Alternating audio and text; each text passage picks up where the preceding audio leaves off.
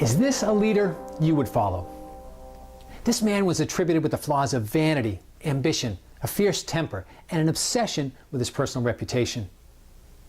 He became a military leader, though he had no formal military or university training. He's accused of starting a world war by mistakenly attacking a diplomatic mission and assassinating the chief diplomat. In attempting to secure his troops after this blunder, he hastily established a defensive position with critical tactical weaknesses. In the ensuing battle, the enemy pummeled him into submission. His force suffered 300 casualties, dead and wounded, and he was compelled to surrender. Sometime later, his commanding general dismissed his tactical recommendations as those of a well-meaning but ill-informed provincial officer.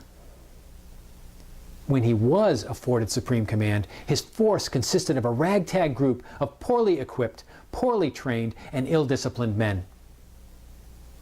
He never proved to be a military genius. Of 8 major engagements that he led, he won 3, lost 4, and fought 1 to a draw.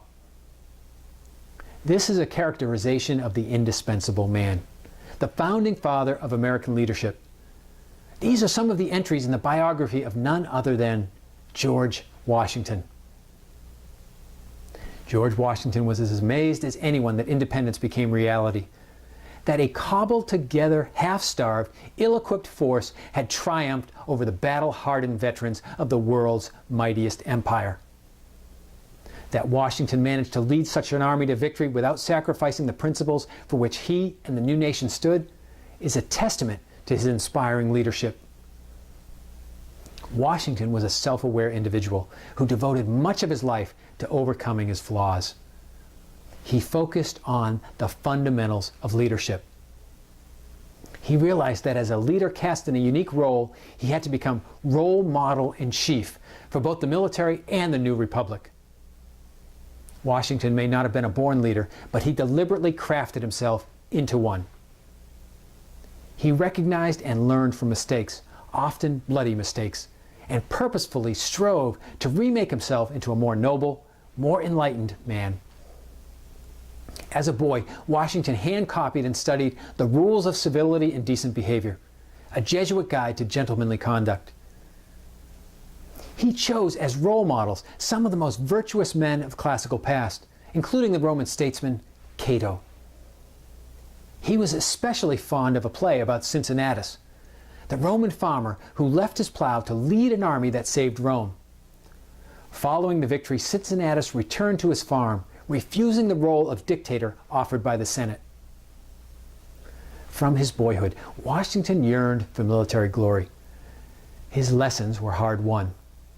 The year after surrendering Fort Necessity, that defensive position that I mentioned earlier, Washington was slogging through the Alleghenies with a British commander, General Edward Braddock, when disaster struck. French and Indians overwhelmed Braddock's column, sending it into disarray. Hundreds of British and American soldiers fell to enemy and friendly fire, including General Braddock. Washington charged into the midst of the slaughter to rally the remaining British and American troops. Riding back and forth amidst the chaos, 2 horses were shot out beneath him, and 4 musket balls pierced his coat. But miraculously, Washington escaped without a scratch. In that horrific encounter, with the British and Americans suffering 900 dead and wounded out of a force of 1,400, Washington learned about the consequences of impetuous and arrogant leadership, and the importance of leading by example. This prompted him to ride into the middle of cannon and musket fire time after time during the Revolutionary War, despite pleas from his aides not to risk his life. Aside from one sojourn to Mount Vernon, Washington stayed with his troops in the field throughout the duration of the war. George Washington learned to lead. He learned to inspire. He had a clear, far-reaching vision. He designed and built an organizational culture to achieve that vision. And he motivated others through the most challenging of times by personal example. Ironically, the greatest test of Washington's leadership took place not on the battlefield, but well after the British defeat at Yorktown. In March 1783, a conspiracy was hatched by a group of congressmen and some of Washington's most trusted officers, threatening a coup in order to assure passage of important revenue-raising legislation. Washington, upon learning of a meeting of the conspirators, countermanded the order and called his own meeting. He struggled to write a speech to dissuade the disaffected brethren from pursuing this course. The dream of an American democracy was something very personal to Washington. He viewed betrayal of the revolution's ideals as a personal betrayal. In all likelihood, Washington won over his officers before he began that speech, in a gesture that has since become legendary. He set his notes before him. He paused. Reaching into his pocket for his glasses, he began.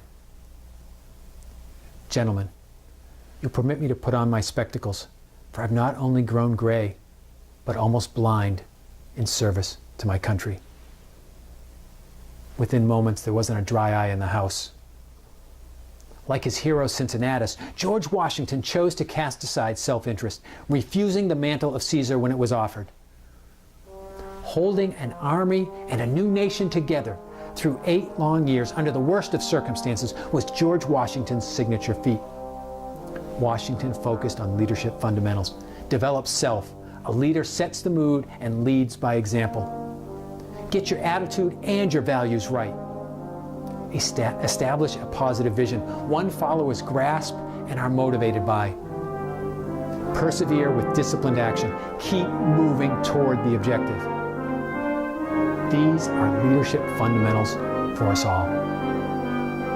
I'm Scott Paradis with Success 101 Workshop. Till next time, all the best.